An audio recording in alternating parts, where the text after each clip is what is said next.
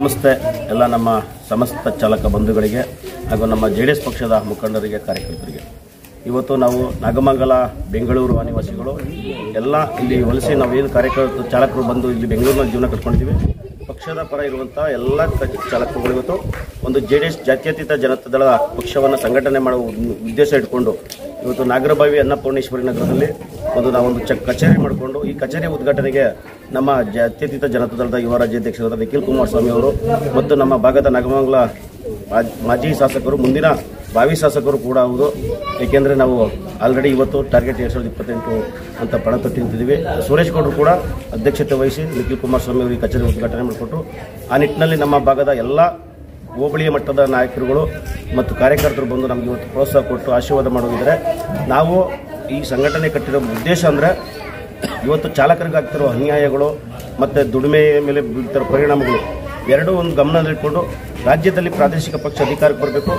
ಚಾಲಕರ ಮೇಲೆ ಯಾರಿಗಾರು ಒಂದು ಒಲವಿದೆ ಅಂದರೆ ಅದು ಕುಮಾರಣ್ಣನಿಗೆ ಮಾತ್ರ. ಅದು ಇವತ್ತು ರಾಷ್ಟ್ರೀಯ ಪಕ್ಷಗಳ ದುರಾಡಳಿತ, ಅವರ ಭ್ರಷ್ಟಾಚಾರ, ಚಾಲಕರಿಗೆ ಕಾರ್ಮಿಕರ ಮತ್ತು ಅನ್ಯಾಯಗಳು ಇದನ್ನೆಲ್ಲ ಖಂಡಿಸಿ ನಾವೆಲ್ಲ ಚಾಲಕರು ಪ್ರಾದೇಶಿಕ ಪಕ್ಷ ಅಧಿಕಾರಕ್ಕೆ ತರಬೇಕು. ಜಾತ್ಯತೀತ ಜನತಾ ಅಧಿಕಾರ ತಂದು ಕುಮಾರಸ್ವಾಮಿ ಅವರಿಗೆ ರಾಜ್ಯದ ಅಧಿಕಾರ ಕೊಟ್ಟು ನಾಗಮಂಗಲದಲ್ಲಿ ಸುರೇಶ್ ಗೌಡರಿಗೆ ಕೂಡ ಹೋರಾಟ ಮಾಡಿ ಈ ಕಚೇರಿ ಉದ್ಘಾಟನೆ ಮಾಡಿದ್ದೀವಿ. ನಮ್ಮ ಜೊತೆ ಇರೋ ಚಾಲಕರಿಗೂ ಹಾಗೂ ನಮ್ಮ ಜೊತೆ ಪದಾಧಿಕಾರಿಗಳಿಗೂ ಮುಂದಿನ ದಿನಗಳಿಗೆಲ್ಲ ಅವ್ರ ರೀತಿ ಒಳ್ಳೆಯದಾಗ್ತದೆ ಹೇಳ್ತಿದ್ದೀವಿ. ನಮಸ್ತೆ. ಹಾಗೆ ಈಗ ರಾತ್ರಿ ಬಂದ್ ಮಾಡಬೇಕು ಅಂತಲೇ ನಡೀತಾ ಇದೆ, ಏನು ಬಂದ್ ಆಗ್ತಲ್ಲ, ಏನು ಹೇಳ್ತೀರಾ, ಯಾವ ಥರ? ಸರ್, ಈಗ ಒಳ್ಳೆ ಪ್ರಶ್ನೆ ಕೇಳಿದ್ದೀರಾ. ಇವತ್ತು ಸುಮಾರು 3 ಲಕ್ಷ ಚಾಲಕರ ಕುಟುಂಬ ಇದೆ. ಬರೀ ಆಟೋ ಚಾಲಕರು ಮಾತ್ರ ಈ ಪರಿಣಾಮ ಬೀರಿಲ್ಲ. ಕ್ಯಾಬ್ ಚಾಲಕರು ಕೂಡ ಈ illegal bike taxi, Rapido bike taxi ಅಂತ ಏನಿದೆ ಇದು ಕ್ಯಾಬ್ ಚಾಲಕರು ಕೂಡ ಪರಿಣಾಮ ಬೀರಿದೆ. ಸುಮಾರು 5 ಲಕ್ಷ ಚಾಲಕರು ಇವತ್ತು ಹೊಟ್ಟೆ ಮೇಲೆ ಹೊಡೆದಿರೋ ಇಲ್ಲಿಗಲ್ ಸಂಸ್ಥೆಗಳ ವಿರುದ್ಧ ನಾವು ಕೂಡ ನಮ್ಮ ಯುವ ನಾಯಕರು ನಿಖಿಲ್ ಕುಮಾರಸ್ವಾಮಿ ಅವರು ಗಮನಿಸ್ತಿದ್ರಿ.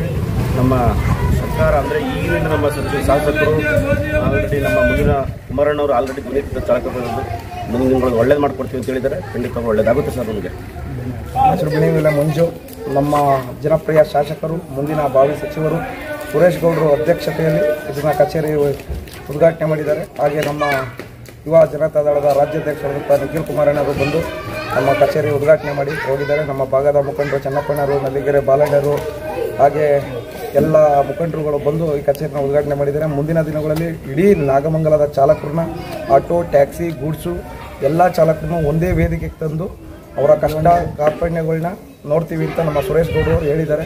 ಆದ್ದರಿಂದ ಈ ಕಚೇರಿ ಉದ್ಘಾಟನೆ ಮಾಡಿದ್ದೀವಿ. ನಮಗೆ ಏನಾಗಿದೆ ಅಂದರೆ ಚಾಲಕರಿಗೆ ಈ ರಾಪಿಡ್ ಬಂದು ವೈಟ್ ಬೋರ್ಡಲ್ಲಿ ಅವರು ಯಾವುದೇ ಟ್ಯಾಕ್ಸ್ ಕಟ್ಟಲ್ಲ, ಏನೂ ಕಟ್ಟಲ್ಲ, ಪ್ರತಿಯೊಂದು ದುಡಿಮೆ ಮಾಡ್ಕೊಂಡು ಹೋಗ್ತಾ ಇದ್ದಾರೆ. ಅವು ಪ್ರತಿಯೊಂದು ಮೀಟ್ರ್ ಪಾಸಿಂಗ್ ಇರ್ಬೋದು, ಇನ್ಶೂರೆನ್ಸ್ ಇರ್ಬೋದು, ಎಮೋಷನ್ ಇರ್ಬೋದು, ಪ್ರತಿಯೊಂದು ಸರ್ಕಾರ ತೆರಿಗೆ ಕಟ್ಟಿದ್ರು ಸರ್ಕಾರ ನಮ್ಮ ಕಡೆಗೆ ತೆರೆದು ನೋಡ್ತಾ ಇಲ್ಲ. ಇವತ್ತು ನಮ್ಮ ಯುವ ನಾಯಕರು ನಿಖಿಲ್ ಕುಮಾರಣ್ಣವ್ರ ಇದ್ರ ಬಗ್ಗೆ ನಾವು ಮನವಿನೂ ಕೊಟ್ಟಿದ್ದೀವಿ, ಮಾತಾಡೋದಿದ್ದೀವಿ. ಅವರು ಸಹಿತ ವಿಧಾನಸೌಧದಲ್ಲಿ ಧ್ವನಿ ಎತ್ತಿಸ್ತೀವಿ ಅಂತ ನಮಗೆ ಭರವಸೆ ಕೊಟ್ಟಿದ್ದಾರೆ ಅಂತ ಹೇಳ್ತಾ ನಾನು 2 ಮಾತನ್ನು ಮುಗಿಸ್ತೀನಿ. ಸಂಘಟನೆ ಉದ್ಘಾಟನೆ ಆಗಿದೆ. ಅವರು ಎಲ್ಲರೂ ಉದ್ಘಾಟನೆ ಮಾಡಿಕೊಂಡಿದ್ದಾರೆ.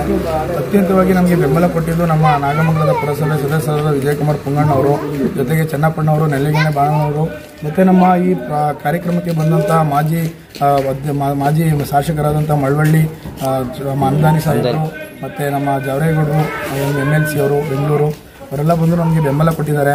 ಇವತ್ತು ನಮ್ಮ ಅಂದಾನಿ ಸಾಹೇಬರು ಮಾತಾಡಿದ್ರು, ಏನೇ ಇದ್ದರೂ ನಮ್ಮ ಚಾಲಕರಿಗೆ, ಗೂಡ್ಸ್ ಗಾಡಿಗೆ ಎಲ್ಲರಿಗೂ ನಾವು ಬೆಂಬಲ ಕೊಡ್ತೀವಿ, ಅವ್ರಿಗೆ ಏನೇ ತೊಂದರೆ ಆದರೂ ನಾವು ನಿಂತ್ಕೋತೀವಿ ಅಂದರು. ನಮ್ಮ ನಿಖಿಲಣ್ಣವರು ಭರವಸೆ ಕೊಟ್ಟಿದ್ದಾರೆ. ಇವತ್ತು ನಾವು ಚಾಲಕರಿಗೋಸ್ಕರ ಇದು ಮಾಡ್ಕೊಂಡಿರೋದು, ಅದೇನೇ ತೊಂದರೆ ಆದರೂ ಅವ್ರಿಗೆ ಪ್ರತಿನಿತ್ಯ ಚಾಲಕರಿಗೋಸ್ಕರ ಹೋರಾಟ ಮಾಡ್ತೀವಿ, ಅವ್ರ ಪರವಾಗಿರ್ತೀವಿ ಅಂತ ಹೇಳ್ತೀವಿ.